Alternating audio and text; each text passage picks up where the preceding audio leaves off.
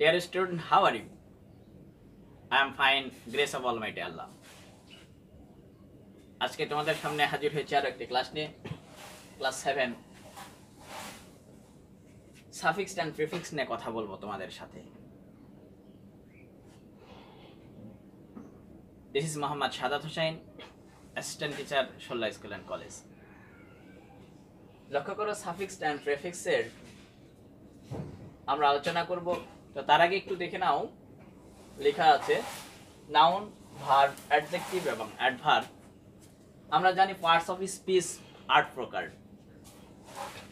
তখন আমরা 8 প্রকার পার্টস অফ স্পিচ নিয়ে কথা বলবো না, সাফিক্স এন্ড প্রিফিক্সকে পরিপূর্ণভাবে বোঝার জন্য আমরা মাত্র 4 প্রকার পার্টস অফ স্পিচ নিয়ে কথা বলবো।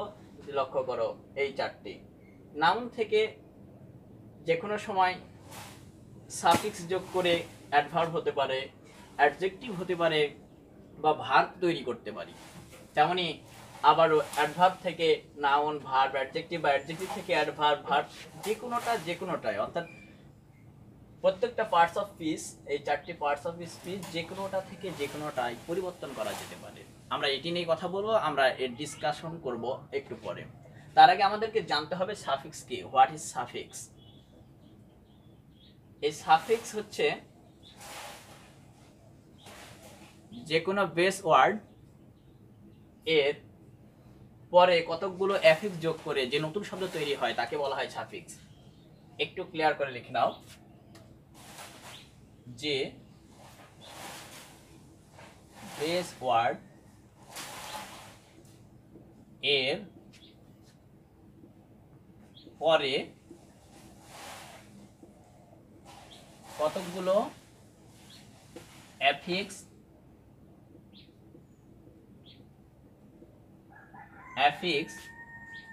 যোগ করে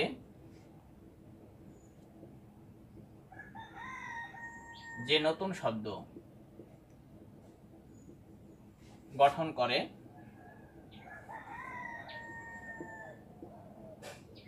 তাকে সাফিক্স বলে, তাই না? হ্যাঁ, তাকে সাফিক্স বলে। এক্সাম্পল, একটা উদাহরণ বলো তো কেউ। হ্যাঁ, ঠিক বলেছো বন্ধুরা। যেমন বেস ওয়ার্ড কি হতে পারে, বলা হচ্ছে চাইল্ড। কি বললাম? চাইল্ড। এই চাইল্ড এটি হচ্ছে বেস ওয়ার্ড বা মূল ওয়ার্ড, মূল শব্দ। এর সাথে আমরা কি যোগ করছি? সাফিক্স যোগ করব। কি? হোল্ড। তাহলে কি হলো? এই শব্দ থেকে আমরা শব্দ তৈরি করলাম সাফিক্স সহ, শব্দ তৈরি হয়ে গেল নতুন শব্দ। কি? চাইল্ড হুড, তাই না? এটি হচ্ছে চাইল্ড হচ্ছে শিশু, আর যখন আমরা হুড যোগ করে দিলাম তখন হয়ে গেল শৈশব। আবার লক্ষ্য করো, যখন আমরা বলছি প্রিফিক্স, প্রিফিক্সটা হচ্ছে যে বেস ওয়ার্ড এর পূর্বে কতগুলো এফিক্স যোগ করে যে নতুন শব্দ গঠন করে। যেমন যে সকল যে বেস ওয়ার্ড এর পূর্বে, এটা কিন্তু সাফিক্স মানে এর অর্থ আমরা বুঝতে পারলাম পরে, আর প্রিফিক্স মানে পূর্বে। প্রি পূর্বে, আর সাফিক্স হচ্ছে পরে। আচ্ছা, যে বেস ওয়ার্ড এর পূর্বে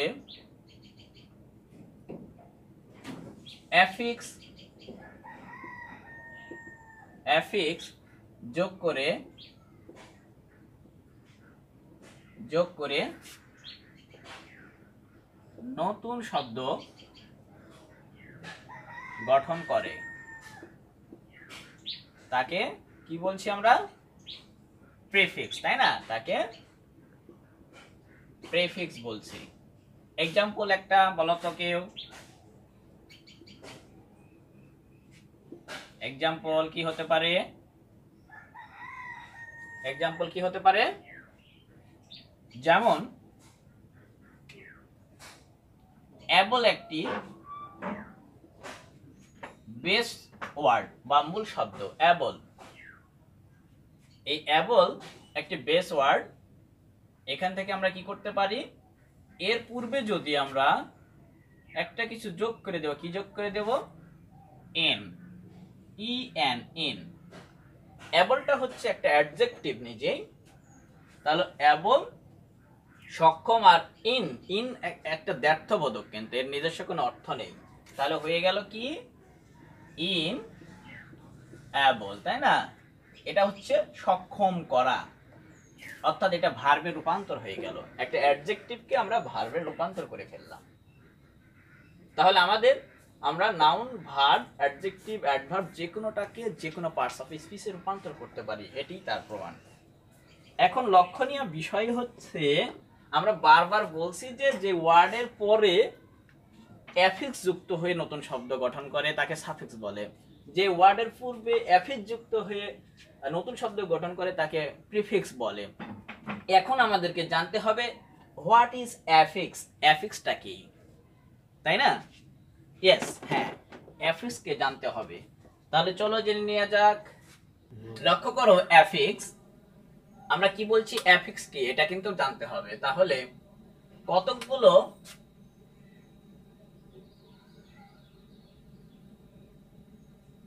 অর্থবোধক বা অর্থহীন বর্ণ বা বর্ণ সমষ্টি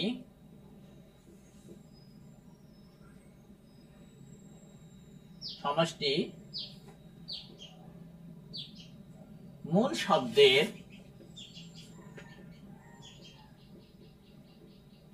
আগে বা পরে বসে নতুন শব্দ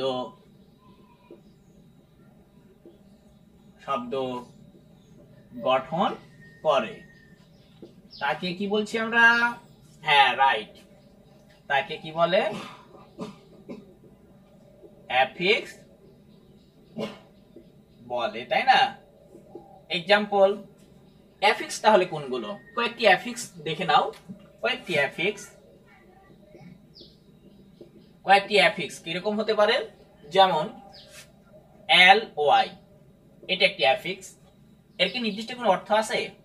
এর নির্দিষ্ট কোনো অর্থ আছে? নেই। এরপরে দেখো বলছি, যেমন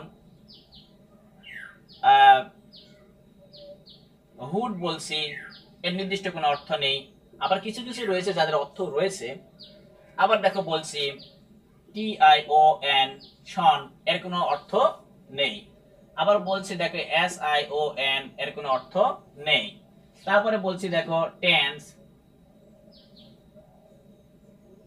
বলছি দেখো এন্স, এরপরে বলছি অ্যান্স, এদের ANCE, ENCE, এদের নির্দিষ্ট কোনো অর্থ নেই।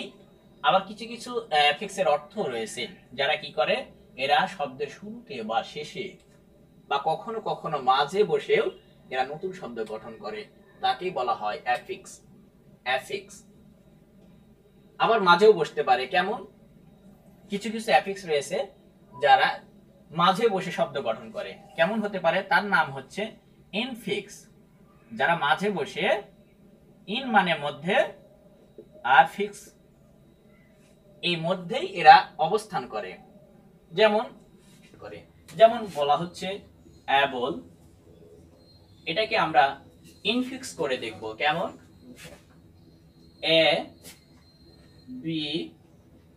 ABLT, that means it is called infix। এটা মাঝখানে পরিবর্তন ঘটেছে, কিছু সংযোজন ঘটেছে, তাই আমরা বলছি infix. Some use of infix, এর কিছু হালকা ব্যবহার রয়েছে, আমরা এটাকে জানবো না, আমরা মূলত জানবো সাফিক্স এবং প্রিফিক্সের বিস্তারিত আলোচনা করব। হ্যাঁ শিক্ষার্থী বন্ধুরা, এখন আমরা কয়েকটি পার্টস অফ স্পিচকে বিভিন্নভাবে রূপান্তর করে দেখব, সাফিক্স, প্রিফিক্স বা এরকম কিছু রূপান্তর করে দেখব। আর লক্ষ্য করো বন্ধুরা, আমরা এখানে দেখো নাউন, অ্যাডজেক্টিভ, ভার্ব, অ্যাডভার্ব দুটি শব্দ দেওয়া হয়েছে। একটি হচ্ছে কাইন্ডনেস। এই কাইন্ডনেস মানে, এই নেস আছে মানে আমরা বুঝতে পারছি, নেস আছে মানে আমরা বুঝে ফেলেছি যে এটা হচ্ছে নাউন। কতগুলো অ্যাফিক্স যুক্ত হলে যেটাকে নাউন হয়, তার মধ্যে একটি হচ্ছে নেস। এটা দেখলে আমরা বুঝতে পারি যে এটি নাউন ফর্মে আছে। এরপরে দেখো ফুল, কাইন্ড কে ফুল করে এটা কি হয়েছে? অ্যাডজেক্টিভ হয়েছে। এরপরে দেখো কাইন্ড নিজে একটি ভার্ব, এরপরে দেখো এল ওয়াই, এটি এল ওয়াই কে যুক্ত করে এটি অ্যাডভার্বে রূপান্তরিত হয়েছে। এরপরে আবার দেখো একই ক্ষেত্রে একই রকমই পাওয়ার, পাওয়ারফুল, এমপাওয়ার এবং পাওয়ারফুলি। এইভাবে কতগুলো এফিক্স যুক্ত করে আমরা বিভিন্ন পার্টস অফ স্পিচে রূপান্তর করতে পারি। তো আমরা দেখে নিই কয়েকটি এই ধরনের কয়েকটি এফিক্স যেগুলো আমরা বিভিন্নভাবে রূপান্তর করে দেখব।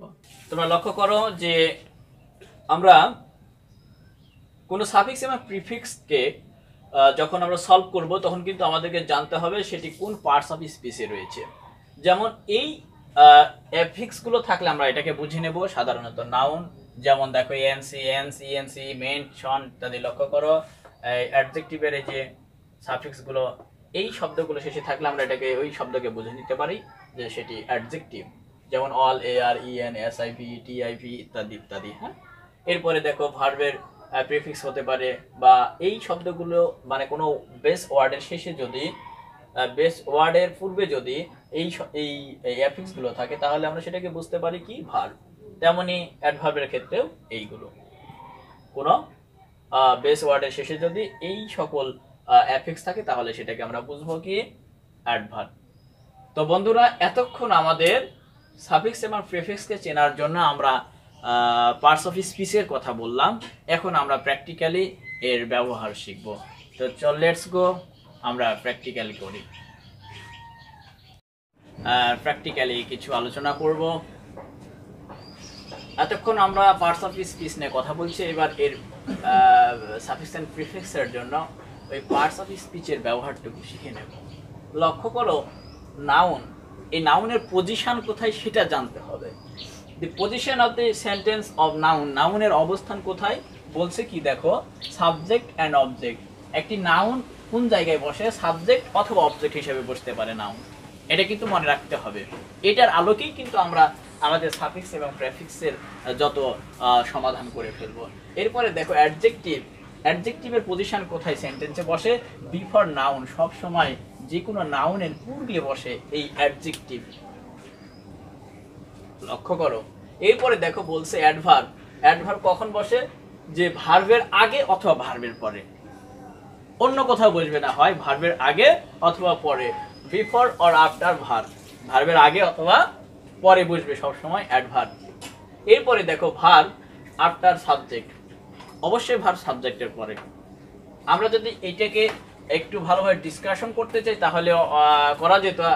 আমরা এই সাফিক্স এবং প্রিফিক্সকে অর্থাৎ এই সামারিকে যদি আমরা বোঝার চেষ্টা করি তাহলেই কিন্তু আমাদের হয়ে যাবে সাফিক্স এবং প্রিফিক্স। লক্ষ্য করো, প্রথমে বলছে দেখো এ নাম্বারে, compute is the dash dash late dash invent of science. দেখো বলছে যে প্রত্যেকটি নাউন কোথায় কোথায় বসবে, শব্দের শেষে এবং শুরুতে, সায়েন্স এখানে শেষ, দ্যাট মিনস এটা একটা নাউন, তাই না? আবার দেখো বলছে শুরুতে, তাহলে সাবজেক্ট নাউন বসবে কোথায়, শুরুতে, তাহলে কম্পিউট না হয়ে এটা কি হবে, একটা নাউন হবে, এটা বোঝা যাচ্ছে, অন্য কিচ্ছু হবে না, অ্যাডজেক্টিভ হবে না, অ্যাডভার্ব হবে না, ভার্বও হবে না, এটা একটি নাউন ফর্মে হবে। তাহলে noun form, computer noun form কি, কম্পিউট এর নাউন ফর্ম হচ্ছে কম্পিউটার, তাই না? কম্পিউটার, এই তো হয়ে গেল। তাহলে আমরা একটি সলভ করে ফেললাম ঠিক এর আলোকেই। এরপরে দেখো বলছে কি ইজ দ্য লেট, এরপরে বলছে ইনভেন্ট। আমরা জানি শব্দের শেষে, সেন্টেন্সের শেষে একটি নাউন ফর্ম বসবে, যেহেতু এখানে অব একটি প্রিপজিশন রয়েছে, তারপরে নাউন রয়েছে, এর অর্থ হচ্ছে অব এর পূর্বে থেকে এই সেন্টেন্সের শেষ, মনে মনে আমরা বোঝার খাতিরে বলছি, অব এর পূর্বে পর্যন্ত এই সেন্টেন্স শেষ, তাহলে এই অব এর আগে এইটাও একটি নাউন ফর্ম হবে। তাহলে এটা কি হবে, ইনভেনশন। ইনভেন্ট থেকে ইনভেনশন, আমরা কি বলেছিলাম যে টিআইওএন, এসআইওএন, হ্যাঁ, এমইএনটি এগুলো থাকলে সাধারণত নাউন হয়, তাই টিআইওএন দিয়ে আমাদের এটা কি হয়েছে, একটি নাউন ফর্ম রূপান্তর হয়ে গেছে। এরপরে দেখো আরেকটি বিষয় রয়েছে লেট। এখানে রয়েছে ইজ, মূল একটি ভার্ব, এরপরে দি, এরপরে রয়েছে লেট। এখন দেখো এখানে আমরা পেয়েছি নাউন, এখন এই দি এর পরে অবশ্যই আমরা এখানে নাউন যেহেতু রয়েছে তাই এর পাশে আরেকটি নাউন আমরা পাবো না। এরপরে এটি হতে পারে অ্যাডজেক্টিভ অথবা অ্যাডভার্ব, এইরকম হবে। এখানে আর নাউন হবে না, যেহেতু একটা নাউন পেয়েছি তাই এখানে আর নাউন হচ্ছে না, তাহলে অ্যাডজেক্টিভ অথবা অ্যাডভার্ব হবে। তবে কোনটি দ্বারা আমরা এটাকে বিশেষায়িত করতে পারি? তাহলে বোঝা যাচ্ছে লেটকে যদি আমরা অ্যাডভার্ব করি তাহলে কিন্তু সেন্টেন্সের সাথে বেমানান হবে। তাই আমরা লেটকে, আর আরেকটি জিনিস সেটি হচ্ছে দা যেহেতু এখানে রয়েছে সেহেতু বুঝে নিতে হবে এরপরে সুপারলেটিভ যাতে কিছু বসতে পারে, অ্যাডজেক্টিভ যাতে কিছু বসতে পারে। এবং নাউনের পূর্বে যেহেতু আমরা কি বলছি, অ্যাডজেক্টিভ কোথায় বসে? দেখো অ্যাডজেক্টিভ বসে নাউনের পূর্বে, যেহেতু এখানে নাউন রয়েছে তাই হলে এর বাম পাশে অবশ্যই অ্যাডজেক্টিভ বসবে।